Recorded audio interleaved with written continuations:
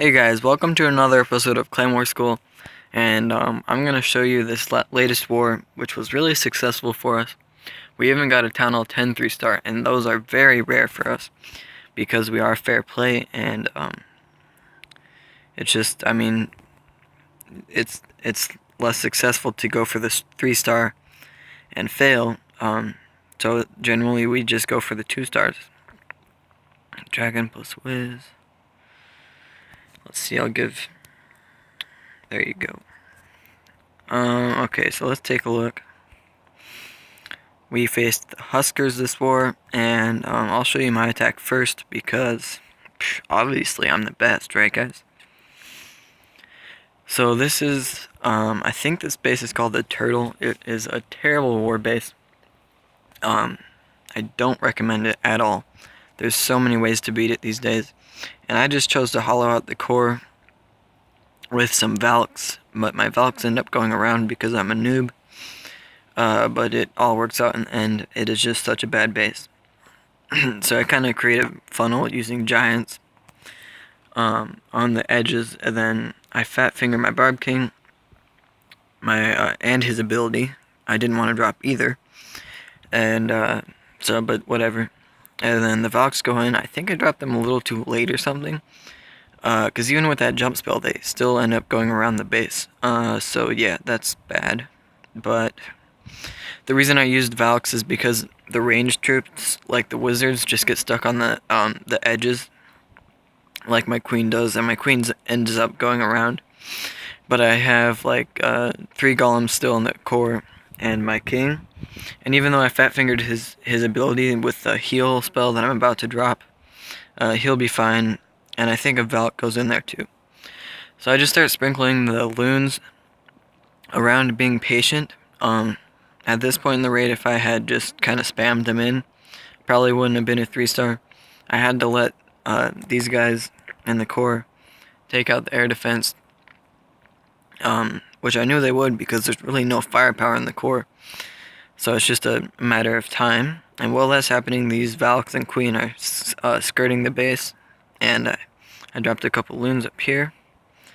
And now that they're taking it out, I can sprinkle some more loons in, and we'll fast forward it a little bit, because loons move slow, and no one wants to watch loons move slow. So I think I end the raid with 1 Valk still up, and I do like Valks. They're a fun troop to raid with. And my queen is still up, and I still have a poison spell. I mainly use poison spells for skellies, but I just bring it kind of as habit, and there's really nothing else that would be very useful. So yeah, that's a 3-star on a very popular base that is terrible. So let's take a look at this next 3-star by Mike. And it's debatable whether this is his real name or not. Every member of the clan has their own theory on his name, but I like to give him the benefit of the doubt. And yeah, so he goes in with a 2 golem Goho and creates a nice funnel, but his queen does end up going around on this raid. Well, kind of goes on a detour, but his wizards kind of MVP and take out the dragon. So I'll fast forward a little bit. Oops, there's a notification. So the queen doesn't, he drops his king a little early. Let me go back to normal speed. But as you can see, the MVP Wiz on like 1% health takes out the dragon. If that hadn't happened, then I think his queen would have gone down, and this probably would have been a fail of a raid. As you can see down here, he has a level 1 minion, and I think that's pretty funny because he's a pretty big farmer, so I think it's just hilarious that he has a level 1 troop still. So he kind of just drops all of his hogs in one big clump, and that's not, it's not ideal, but it ends up working out for him because there's no double giant bomb spots, and he just keeps his hogs healed, and this is not a very good base either, but that's okay. I'll fast forward as the hogs go around the base. His queen is still up, and he still has 1 heal in the bag, so that's pretty much all she wrote for that one. He did a good thing by ending his raid by the king. so the hogs could take out the king easier and quicker. And the queen stays alive the entire raid. That's always great. And there's this little level 1 minion helping clean up. So yeah, I'll show you the Town Hall 10 3-star. And this was probably my favorite attack of the war. It's by our number 1 guy. And it's pretty much, this is not an easy base. This is, I mean, it doesn't have max infernos, but it's not a super rushed base. So he just goes in with Mass Witch, and he does a great job of it. So he uses the golems to distract the mortars, and just pretty much all splash defense. And then drops a 3rd golem right up the gut. And then the witches are coming in soon. And witches under rage are just so powerful. I should say the skellies are so powerful. The witches don't really do anything.